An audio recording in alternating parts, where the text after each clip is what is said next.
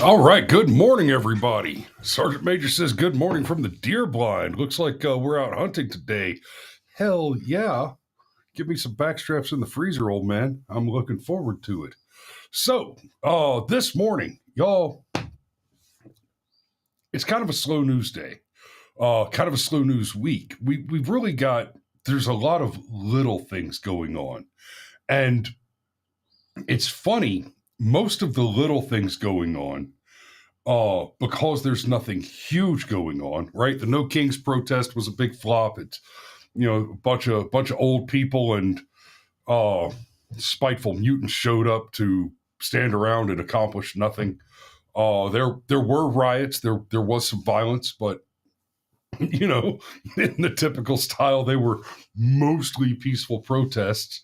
And the even the riots, they didn't get this did not rise to the level of 2020 BLM terrorism.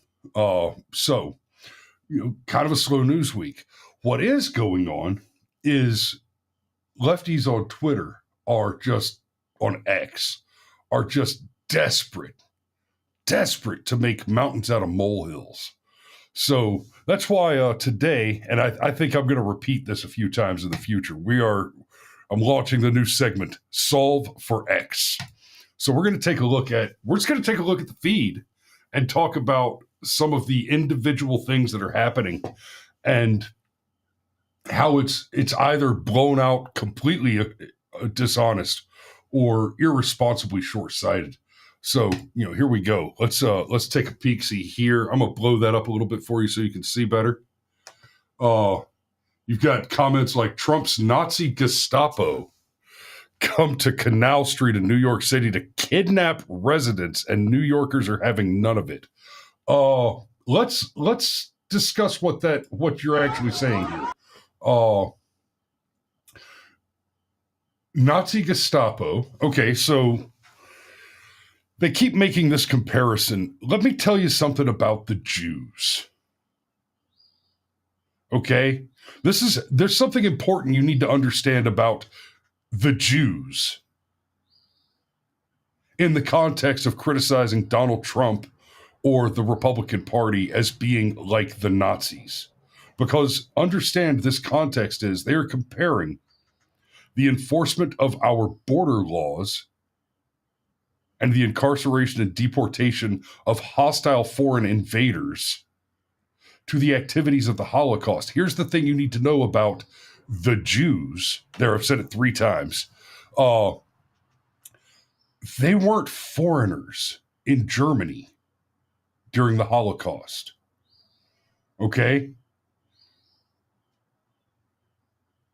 See, when the Nazis started rounding them up and putting them in concentration camps, these weren't foreigners they were rounding up. Now, you hear the lefties, they keep saying, Donald Trump's arresting and deporting American citizens. Oh, wow, that's awful. Name one. Name one. There aren't any. They tried to tell us that Kilmar Abrego Garcia was just a Maryland man, an American citizen who's been here all his life. That was a lie. They actually tried to gaslight us by telling us that he was an American citizen from Maryland. And they got called out on that, and they shifted fire a little bit and said, well, he's a Maryland man. He's been here so long, and he's so integrated into the community that he's still a criminal alien. He's still a foreign invader. Every illegal immigrant is a hostile foreign invader. Okay, illegal immigration is not a civil infraction. It is a war crime. It is an act of war against a sovereign nation. Overstaying a visa, that's a civil crime, or a civil infraction, not a crime, right? Overstaying your visa, that's a civil infraction. Crossing the border is an act of war. This is true throughout history, not just under U.S. law. This is a historical standard. So this nonsense, and yeah, we like to see these videos, right? the big criticism around the raid on Canal Street this weekend. Oh, well, they were arresting vendors. Yes, illegal vendors. Well, this is just a show of force. Yes, it is. Yes, it absolutely is. So let's imagine for a moment you got a place like New York City that is a sanctuary city, as in, understand what that means. To be a sanctuary city is to say, we are choosing explicitly to state out loud that we are going to operate our city in defiance of the law. And to be clear, the law is the result of the democracy, not your democracy, Democrats, right? We hear them say this over and over again. Trump is a threat to our democracy. When the Democrat says Trump is a threat to our democracy, what they mean is not to our democracy. We're not part of it. They do not cognize that we belong to that democracy. I forget who gave us the original quote. Aaron Olson might be able to help me out with this one. But Tim Pool likes to reference this cat who's a lefty, who refers to it as, he says it like this. We actually live in two countries in the United States.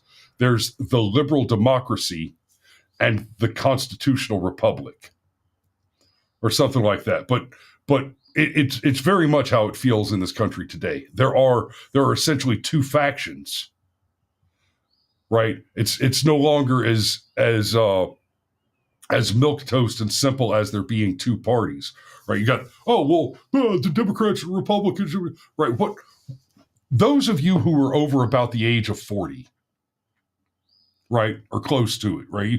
You went to high school in the 90s, basically. Or 90s or before, right? Even you boomers out there, Uncle Steve, Dad, right? But yeah, anybody who went to school, who went to a public school in the 90s or before, you almost certainly remember the conversation in civics class going something like this. Well, we have two parties, right? We have two major parties. There's such thing as third parties, but they're really not even worth talking about. But the two parties, basically, they want the same thing for America, but they disagree on how to get there. Right? One party thinks that a smaller government and more freedom will have a better result because people are pretty much good. And this is kind of how it was explained, right? One party thinks that people are pretty much good and they'll treat each other okay, and they believe in a small government and these kind of free market ideas. And then the correct party, the Democrats, they know that people are crooked and they need the guiding hand of a large and powerful government. Right. So they both kind of want to get to the same place where we have liberty and prosperity and security. But one party thinks that you do that by trusting people to be good and having a smaller government. And then the correct party, the Democrat Party, believes that people can't be trusted. That's basically how it was taught to you, because there was this theory that the school was supposed to be generally nonpartisan. It never was. But your teachers would try to pretend, would try to adopt a veil, a mere veneer of nonpartisanship, and just kind of push you to the left a little bit by subtly agreeing with the Democrat side of the story in your various conversations in civics class and history class, et cetera. They tell you that FDR was a great president, that the New Deal saved this country from the Depression, that the Great Society was a brilliant move to protect the poor and the downtrodden. Well, Sergeant Major, you just have to shoot first. I think Aaron Olson says the Google is saying the quotes from Vivek Ramaswamy referencing Stephen Marshall's perspective. I think Stephen Marshall is the name we were looking for there. There's the multicultural democracy and a constitutional republic existing in the USA that cannot exist. Exactly. So when they say our democracy, what they're talking about is their multicultural democracy, which has failed and caused great and lasting harm everywhere it has been tried. Without exception, everywhere it has been tried. The multicultural democracy is just a pretty polish on communism. And like I was saying, if you were in school in the 90s or before, that's how it was taught. The politicians are the same. They just disagree on how to get to the end road. That is no longer the case. That has not been the case for some 20, 30 years. Okay. If you are under about the age of 40, right? If the majority of your time in high school happened in the 2010s and later, right? And to a lesser extent, 2000 to 2010, you have been taught that every lefty thing is just moral correctness, and Republicans are evil monsters that don't want you to be free. They want you to be slaves. They want you to be in chains. They want you to be, whatever. And in order to be free, you need to mutilate your genitalia. You need to abort your unborn children. You need to go out and engage in political violence to support the revolution. You need to read Alinsky's Rules for Radicals, kids. And hey, fair play there. Let me tell you, y'all need to read Alinsky's Rules for Radicals. It's not a long document.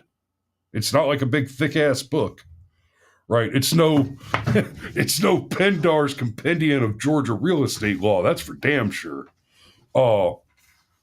Read the book. Look it up on the internet. Don't buy a copy. Don't let your money go to some commie. Look it up on the internet. Read the pamphlet. Alinsky's Rules for Radicals. Familiarize yourself with what the enemy does, with how they seek to subvert our constitutional republic, right?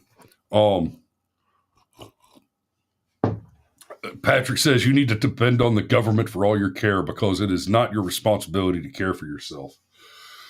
Yeah, that is the basic idea. The objective of these people is to make you live in the pods and eat the bugs, right? It really is that simple. And so let me go back to criticizing the other point. These cats. See, our democracy, rah, rah, rah, rah. They said this is, it's just a show of power, show of force. Yes, it is. And rightly so. Because these sanctuary cities are acting in absolute defiance of the federal law to which we have agreed. They've decided, well, we just don't like your laws here. Yeah, well, that's what the courts are for. That's not what insurrection is for. Okay? You sad sacks of shit had the courts long enough to make infanticide a legally taxpayer-funded, supported activity in this country, and we're correcting that. We're correcting that at the ballot box and on the soapbox without having to go to the cartridge box. Right? As much as it may get hard for me to roll out of bed when I think about taking up arms to defend the Constitution as I have in the past, that's not the way we want to go at home. It's just not. So you look at this argument. Oh, well, These are just it's a show of force, it's a show of power. Abso-fucking-lutely. Do you know why we do foot patrols in active war zones? We throw on our kit, right? Throw on your murder bib, your flick, right? Got that main battle rifle and a cup of coffee, cigarette in your left hand, slung, walking, shoulders back. Don't even have my hands on my weapon. It's there if I need it. But I got a cup of coffee in this hand, cigarette in this hand, walking through a busy street in Afghanistan. Out on patrol with the boys. We call it a presence patrol. Because if you see the USA 4 walking through the city, you shut your terrorist shit down. You move it somewhere else. You hide. The cockroaches scurry up under the fucking rocks to hide. And let me take that a step further. The evil, right? Sunlight is the best disinfectant. When you're out doing the Lord's work, you will scare the bad people away. Right? USA 4, we might get sneaky. We own the night, drag you out of your bunk in the middle of the night. I've seen me do it. It's more fun than a man ought to be allowed to have, but it's effective. But we don't hide. We come out and plant a cop, a company outpost, right? We plant a FOB, a forward operating base. We put big fucking flags on it, and we say, "Come at me, bro." We don't hide. Who hides? People who know that they should feel shame, or who know that they are transgressing. People who know that their activities deserve scrutiny and punishment. So what happens if you've got something like Canal Street, where you've got a mixture of vendors, some of whom are legal, lawful American citizens with vendors' licenses, who are competing with hostile foreign invaders who are subjected to no oversight and scrutiny to the quality of their product. Right? So you got the legal vendors who are struggling to get by, who are struggling to make that business work, just on dealing with the overwhelming burden of state interference through various quality standards, etc. Like, y'all, there's a level at which a government compliance checklist could be useful and good, but we're way beyond that. But those guys are competing against hostile foreign invaders who will serve you, foot bread fried in gutter oil. And you've got, the other hostile foreign invaders on the street buying from those stalls and blocking out the traffic of otherwise legitimate citizens coming in there. Hey, little presence patrol, and suddenly the illegal aliens aren't coming out to break the law anymore. That works for me.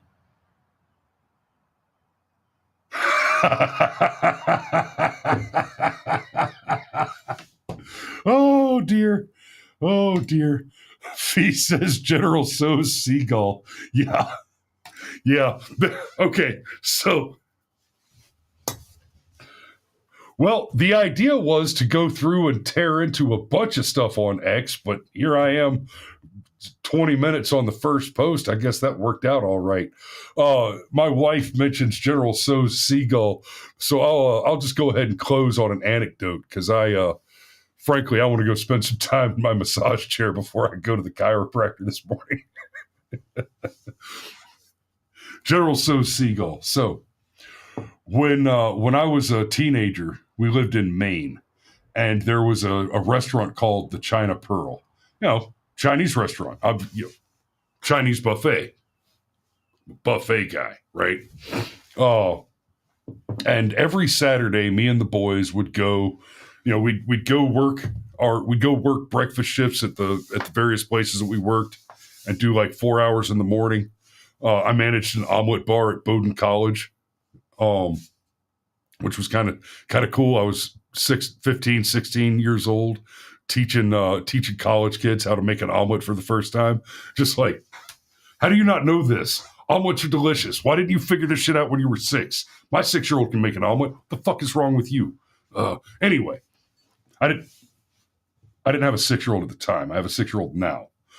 Anyway, so we'd go to the China Pearl every Saturday, and we would eat until somebody came and threw us out. We're big boys, right?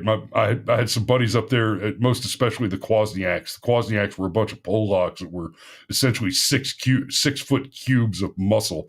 They were the kind of guys that were so racked they looked fat.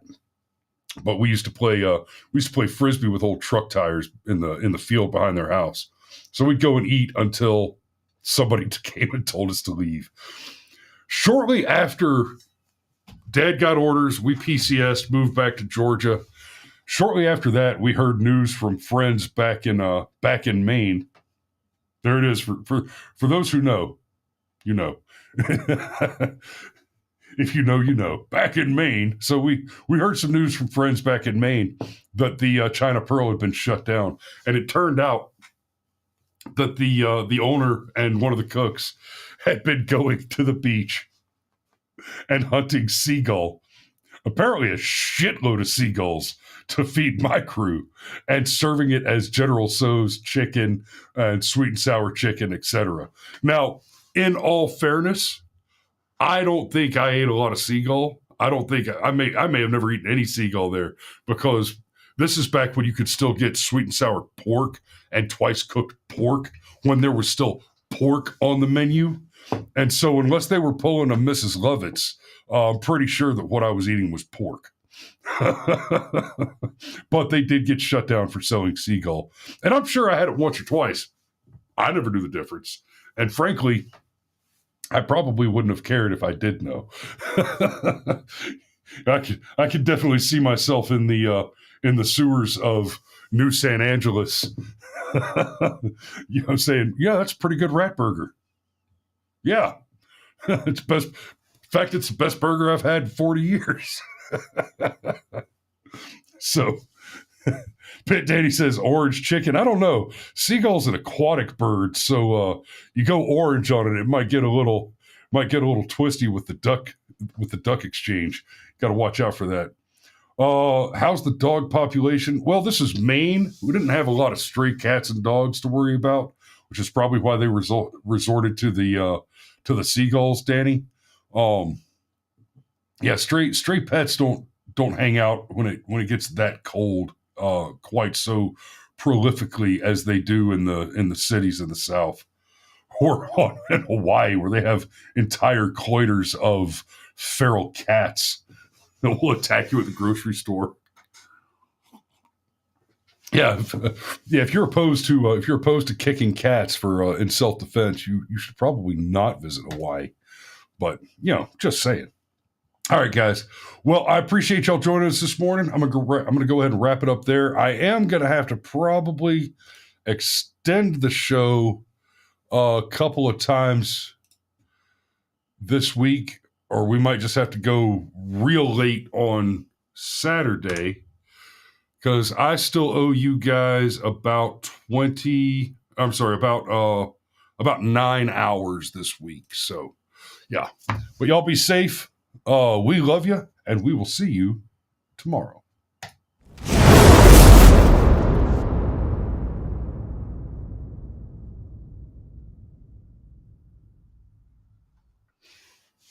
Yeah, I know, but I basically spent so much time on the one story that if I start another one, I'll go another half hour, 40 minutes.